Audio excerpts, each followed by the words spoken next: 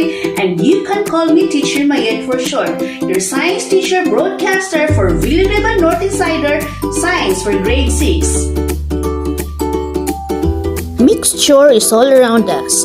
In fact, even the air that you breathe right now is a mixture of different gases. It is part in our daily living, from the air that we breathe down to the food that we eat are examples of a mixture. Thus, learning and understanding more about it is important. After this lesson, you will be able to describe the characteristics of solution, suspension, and colloid. Make a sample of different kinds of mixtures and appreciate the importance of each kinds of mixtures. Before we're going to start our lesson, let us have a review first. This is the instruction. Read and answer the following questions. Write the letter of the correct answer in your activity notebook. You are given 5 seconds to answer each item.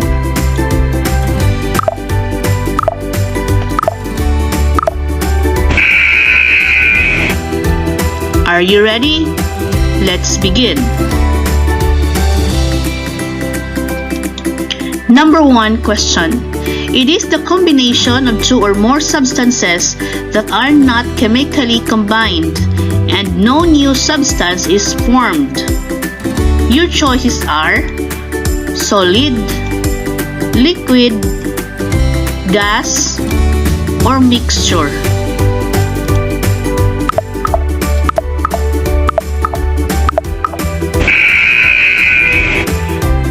The answer is mixture. Number 2 question. Homogeneous mixture has the same properties.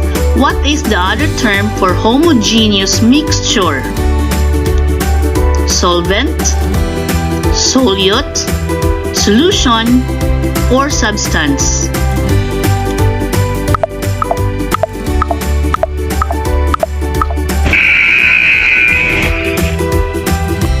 The other term for homogeneous mixture is solution. Third question. What type of mixture is suspension? Homogeneous, heterogeneous, gas in gas, or solid in gas?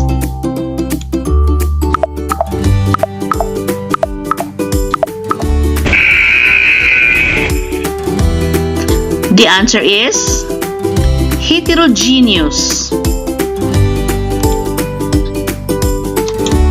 Number 4 question.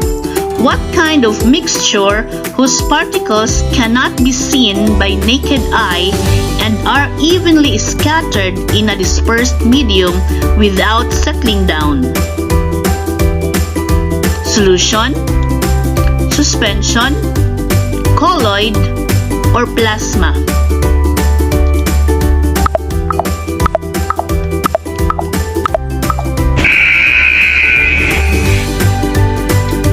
The answer is colloid. Last question, number 5. Which is an example of a colloid? Mayonnaise, cooking oil, brewed coffee, or soy sauce?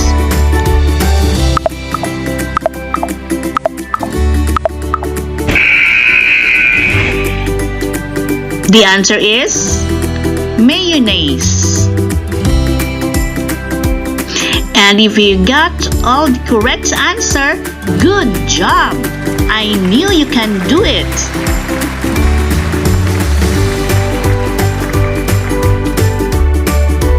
Observe the following pictures. Which do you think illustrate a solution, a suspension, and a colloid? As what we have previously discussed, mixtures are classified into solution, suspension, and colloid. But how are these 3 mixtures differ from each other? Do you want to find out? Come on and let's investigate! To illustrate the difference between solution, suspension, and colloid, these are the things that we need. 1 tablespoon sugar, 1 tablespoon soil, 1 tablespoon milk, preferably powdered milk, a pen light, and 3 clear glasses with label and half filled with water. Procedure. Number 1, label the glasses as A, B, and C. Number 2, for mixture A, mix sugar and water in the glass and let it settle for 2 minutes. For mixture B, mix the soil and water in the glass and let it settle for 2 minutes. For mixture C, mix the milk and water in the glass and let it settle for 2 minutes. Then point a pen light to the glass and describe the appearance of the mixtures. Record your answer in your activity notebook. In doing the activity at home, please ask an adult to assist you to avoid accidents. Up next is a demonstration on the difference between solution, suspension, and colloid. Hello everyone! Today I'm going to demonstrate to you the 3 kinds of mixtures, namely solution, suspension, and colloid. And these are the materials that we need. 3 clear glasses filled with water and of course with label. Milk, sugar, and soil. And of course, a tablespoon and a pen light. So, just a reminder, if you're doing this activity at home, please ask an adult to help you out to avoid accidents. Alright, so everything is set already. What are we waiting for? Come on and let's investigate. Okay, let's begin. For mixture A, we're going to add a tablespoon of sugar.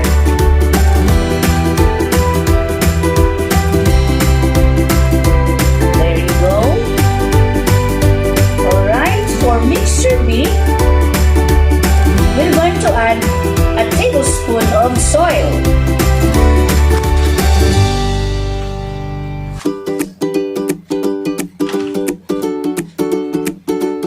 And for mixture C, we're going to add a tablespoon of milk.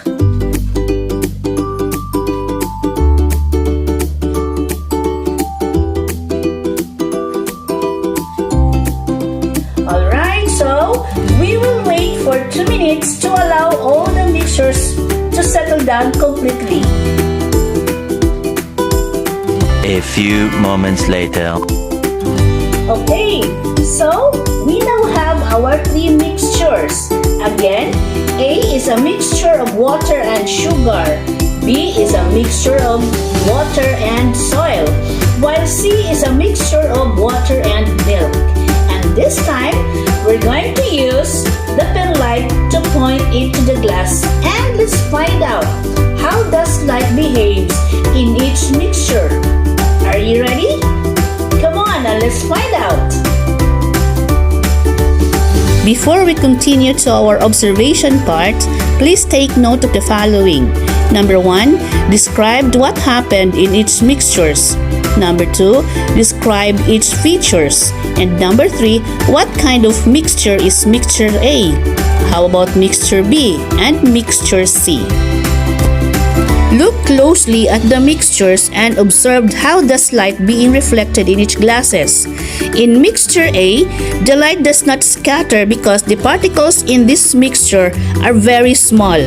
In mixture B, the light may be scattered by undissolved particles and most of these particles settled at the bottom.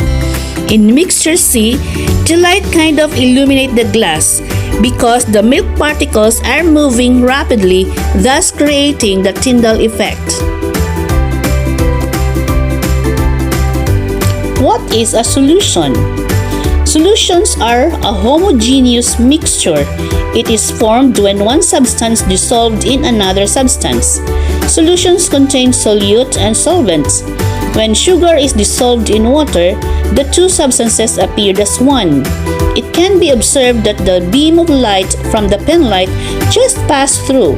The light did not scatter because of the size of the particles in the mixture. What is suspension?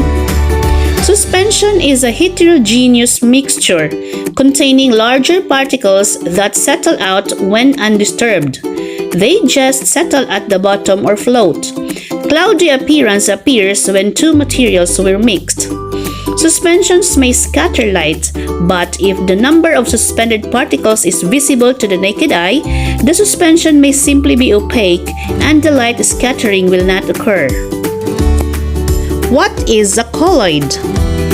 Colloids are heterogeneous mixtures with intermediate particle size between a solution and a suspension. Colloid particles may be seen in a beam of light, such as dust in air in a shaft of sunlight. The particles of colloids does not settle down, instead they move rapidly. Dispersed colloid particles scatter light, a phenomenon called the Tyndall effect.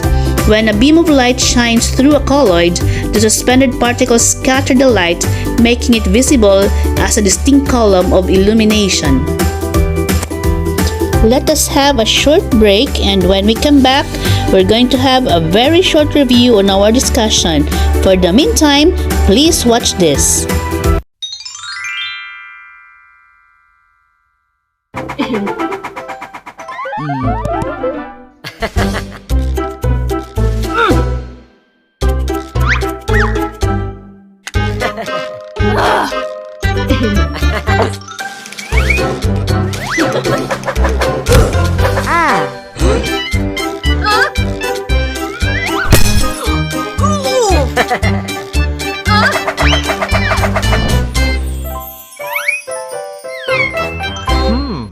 Go away!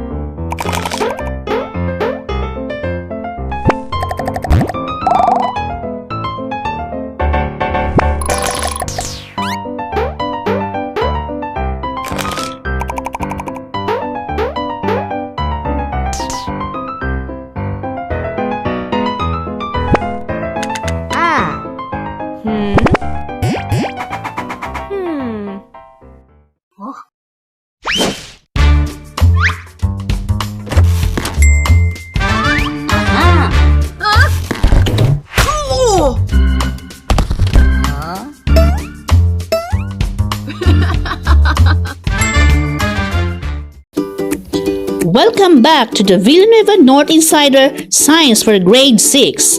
And here is the recap of our discussion. Okay, going back to our activity, what were your observations on the three mixtures? What happened in each mixture? In mixture A, sugar dissolved in the water because sugar is soluble in water. For mixture B, soil sank at the bottom of the glass and lighter particles floated near the surface. And for mixture C, the milk particles dispersed uniformly throughout the water. This time, we'll talk about how did the light react to each mixture. In mixture A, there was a path of light that passed through the glass. However, there are cases that light doesn't pass through this kind of mixtures, maybe because the solute is too weak to bend the light.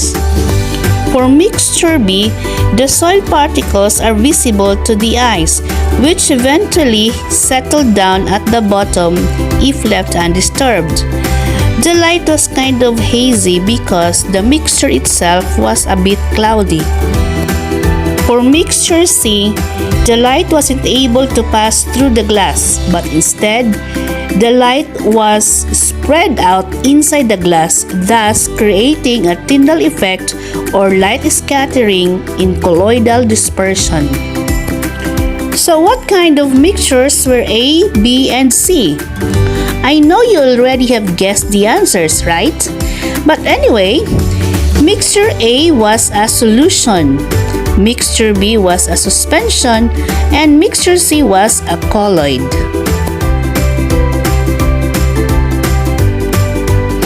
Okay, so how about a short quiz to check what you have learned from our topic today? So, here is the instruction. Read the following questions carefully and write the letter of the correct answer in your activity notebook. Are you ready? Let's begin. Number 1. What type of mixture is a solution? A. Heterogeneous. B. Homogeneous. C. Solvent. D. Solute.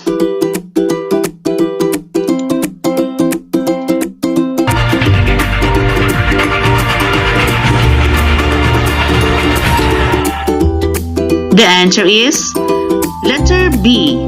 Homogeneous. Number 2. What is the substance that is being dissolved in a solution? A. Mixture. B. Solvent. C. Solute. D. Water.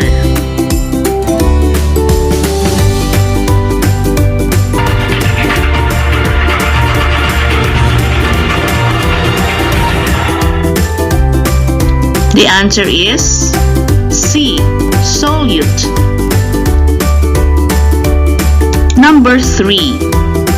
Which of the following is not an example of a solution? A. Dextrose. B. Seawater. C. Rubbing alcohol. D. Mayonnaise.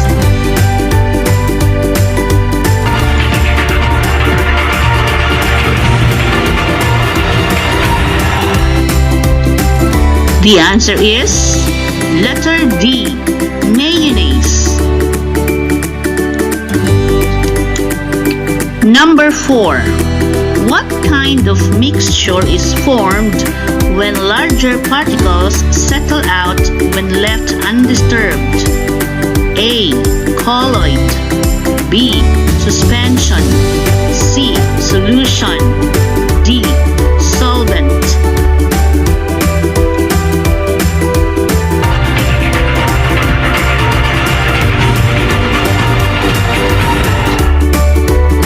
The answer is B. Suspension. Number 5. Which of the following mixtures is not an example of a suspension? A. Salt and water. B. Oil and water. C. Sand and water. D. Chalk and water.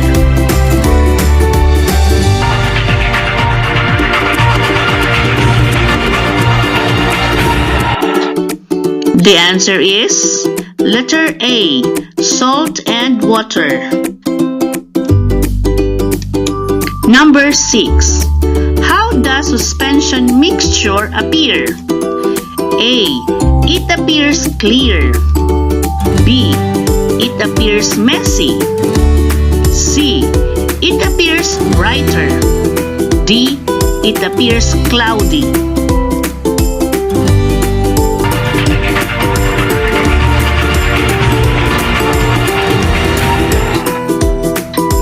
The answer is letter D. It appears cloudy. Number 7. Which of the following is an example of a colloid mixture? A. Mayonnaise. B. Soft drinks. C. Cooking oil. D. Alcohol.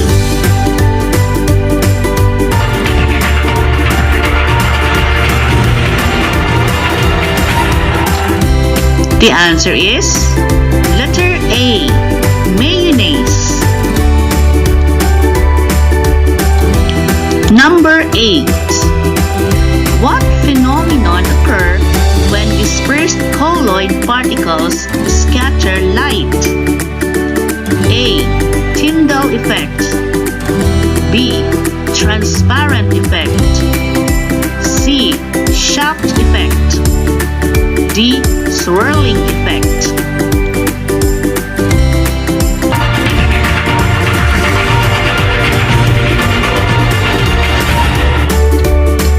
The answer is letter A. Tyndall effect. Number 9. What example of colloid has dispersed solid particles in gas? A. Milk. B. Smoke. C. Gelatin. D. Blood.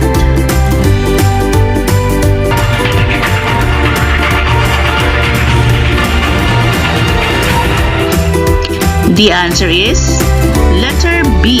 Smoke.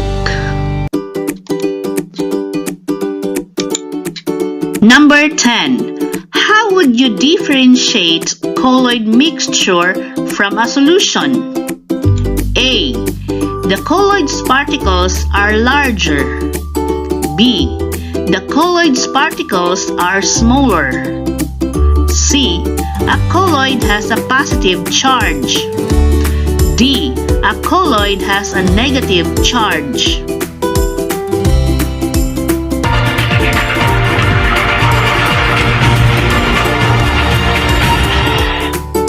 The answer is letter A.